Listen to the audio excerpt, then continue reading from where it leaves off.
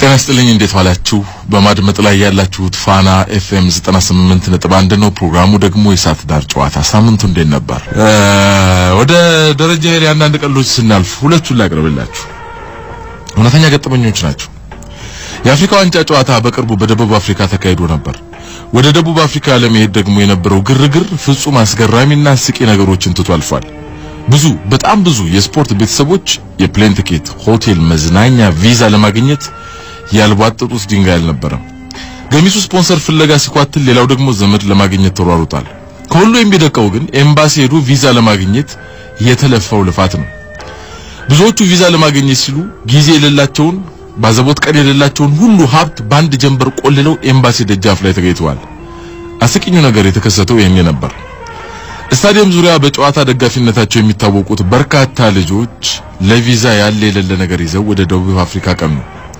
በጨዋታ ዋቂነቱ የሚታወቀው ጓደኛዬ ተራ ደረሰውና ውስጥ ገባ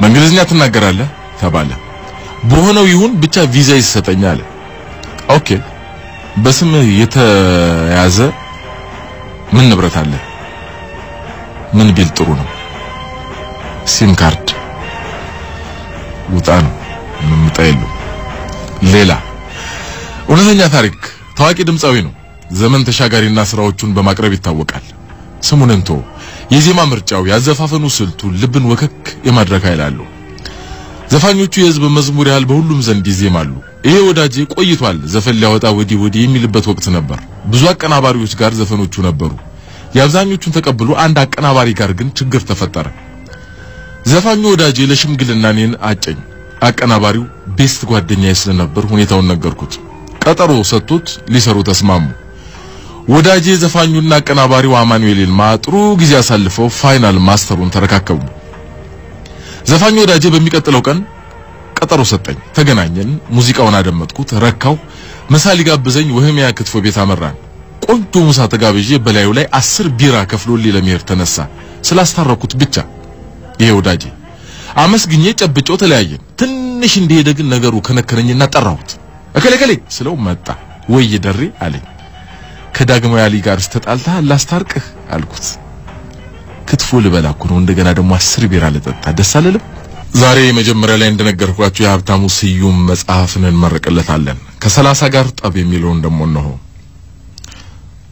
ስልኩን አነሳችው እናቷ ናቸው ከዲግሪዎቿ በመቀጠል ያሏት የቅርብ ዘመድ ስልክሽን ቶሎ የማታነሹ ለምንድነው አነሳውት እኮ ማዬ ልብ ድካሜ ከተነሳ በኋላ ብታነሹ ምን ያደርጋል ግን በሰላም ነው በጧት ይደውልሽ ድሮ በደህነታችን ዛሬ በርቀታችን መቼም አብረን አላከበርነውም እንጂ ዛሬ የተወለድሽበት ቀን ነው ወይኔ ማዬ አንድ ቀንም እኮ እኔ ግን መቶልኛ ያቅም ሁሌ ጥድፊያ በቃ ልደቴን አንቺ ብቻ ነሽ አይደል የምታስተውሽው ዓለም እንዲያስተውሰው ከፈለግሽ እንግዲህ ክርስቶስን መሆን ነበርብሽ ለማንኛውም እንኳን ለ30 ዓመትሽ ያደረሰሽ ስልኩ ከጇ ተንሽራቱ ወለሉ ላይ ተከነበለ 30 የመድኃኔ ዓለም ያለ 30 እኮ የይሁዳን ክህደት እንጂ ሴት ልጅ ልደት ለመንገር በፍጹም በጥቅም ላይ መዋል የሌለበት ቃል ነው ሃሎ አረ ሄሎ የእናቷ ድምጽ ከወደቀው ስልክ ይሰማል አረ ሄሎ አረ ልጅ ምንነካት ከዚህ በላይ ምን ይንካት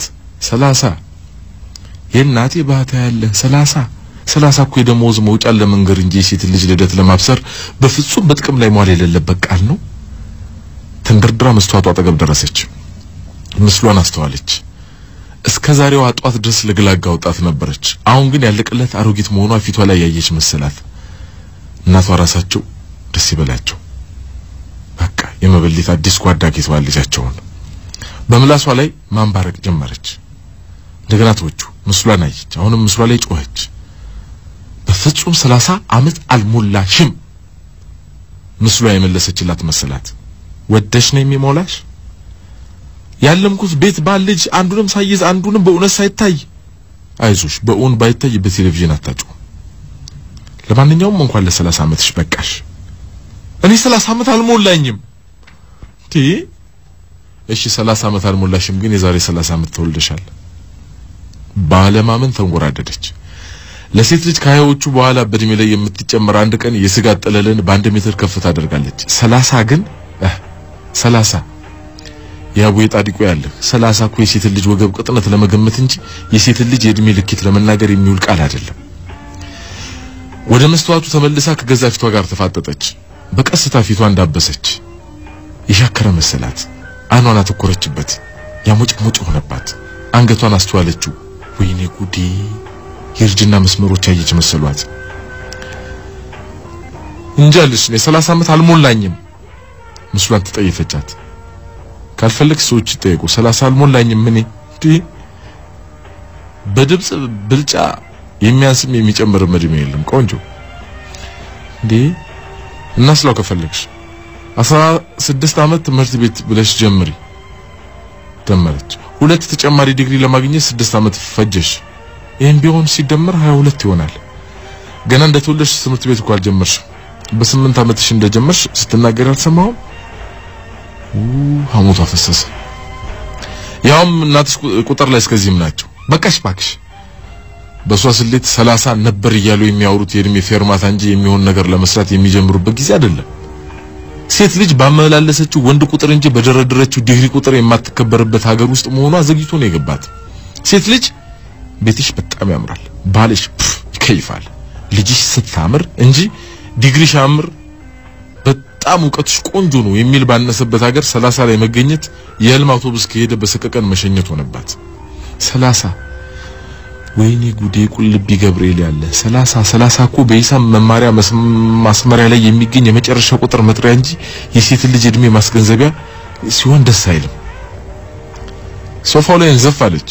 ምናልባት ከወጣትነት ሀገር የመራቅ ወደ አሮጊትነት ዓለም የመጠጋት ስጋቷን ሙዚቃ ፍጹም ሌላ ወደ ሆነ ሐሳብ ቢመራል ይብላ ለላሙና ያስቀረጸችውን ኮሌክሽን ሲዲ ከፈተች። ቴዎድሮስ ታደሰ ሳዱላይ ነይ አልቦሽና አስረሽ ኢት አልዌ ጥፋዛውና ዋይት ሃውስ ተንከራተት። ምን አረኩ? ከሳዱላነት ዘመን መራቄን በሾርኔ ልትነግረኝ ነው? ጥፋ ኔክስት ድብን ወጣቷ ዘንጋታይ ረዝንክት ያርግ። ይሄን ግጥም ለተሾመ አሰግድ ይሰጠው የሚሸኘው ወጣትነት መሆን አለበት። ኔክስት ሸግዋን ለግለጋን ነነነነ ጉብሊቷን እንደነሽ በሉልኝ የምታውቁ ቤቷን። ማሙድ አንተ እኮ ድሮንም ቀልድ አታውቅም። አላውቅልም ራስ ፈልጋት ይደዛው ማሙድ አካባቢ ጠብቃት። ሲዱን ድብን ወጣ። ተንደርድረው ወደ መስተዋቱ ተጠጋች። ታውቂያለሽ 30 እኮ የተረገመ ቁጥር አይደል እንዴ? እንደ ቁጥር መቆጠር እኮ የለበትም። ስለዚህ ከ31 እንጀምራ አለች መስሏ። አብደሻል እንዴ? እድሜ እኮ ጸጋ ነው። እንደዚህ ብሎ ያወሩት ባክሽ የሴት ልማቸው የተሟላላቸው ናቸው። አለበለዚያ እድሜ ጸጋ አይደለም። እሺ አንቺ ምን ቀረሽ? ምኑን ጀመርኩት? እንደ ኩዮቹ ወገቤን ተይዤ ፒያሳ ላይ እኮ አልታየሁም። በቃ ካሁን በኋላ መታየት ነው እንዴ? ከ30 ዓመት በኋላ እኮ በሴት ልጅ የማያምሩ ማህበረሰቡ እንዳያምሩ ያደረጋቸው እኮ ብዙ ነገሮች አሉ። ገባሽ አልገባሽም? ከ30 ዓመት በኋላ እኮ በጦር የተወጋ ልብ ቅርጽ በቢክ እስክሪብቶ ስሎ መቀባበል እኮ ጅልነት ነው። ወይኔ ጉዴ! ከ30 ዓመት በኋላ እኮ ሹልክታ ውስጥ በሽምቅ መሳሳ ቅሌታምነት ነው።